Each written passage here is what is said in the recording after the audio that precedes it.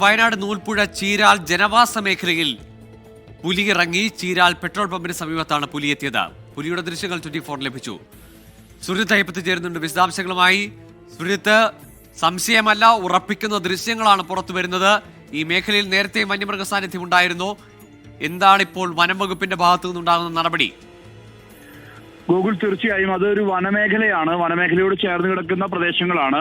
പക്ഷേ ജനവാസ കേന്ദ്രത്തിൽ പുലി ഇറങ്ങി. നൂൽപ്പുഴ പഞ്ചായത്ത് എന്ന് പറയുന്നത് അതിർത്തി പഞ്ചായത്താണ്. തൊട്ടടുത്ത് നീലഗിരി ജില്ലയുടെ ഭാഗമായുള്ള പ്രദേശങ്ങളാണ്. അവിടെയാണ് ഇങ്ങനെ ഒരു പുലിയുടെ സാന്നിധ്യം ഇന്ന് രാത്രിയിൽ ശ്രദ്ധയിൽപ്പെട്ടത്. 8:30 കൂടിയുള്ള പകർത്തിയ ദൃശ്യമാണ് ഇപ്പോൾ പുറത്തു വന്നിരിക്കുന്നത്. യാത്രക്കാരാണ് ദൃശ്യം പകർത്തിയത്. അതിൽ കൃത്യമായ രീതിയിൽ തന്നെ ചീരാൽ പെട്രോൾ പമ്പിന് സമീപത്ത് വരെ പുലി എത്തിയിരിക്കുന്നു എന്നുള്ള തരത്തിലുള്ള ആ ഒരു ദൃശ്യമാണ് പുറത്തു വന്നിരിക്കുന്നത്. സ്വകാര്യ വ്യക്തിയുടെ തോട്ടത്തിലേക്ക് പുലി പാഞ്ഞു പോകുന്നത്. നേരത്തെയും സമാനമായ രീതിയിൽ തന്നെ കടുവയും പുലിയും ആനയും ഉൾപ്പെടെ വലിയ ശല്യം ഉണ്ടാക്കുന്ന ഒരു പ്രദേശം കൂടിയാണിത്.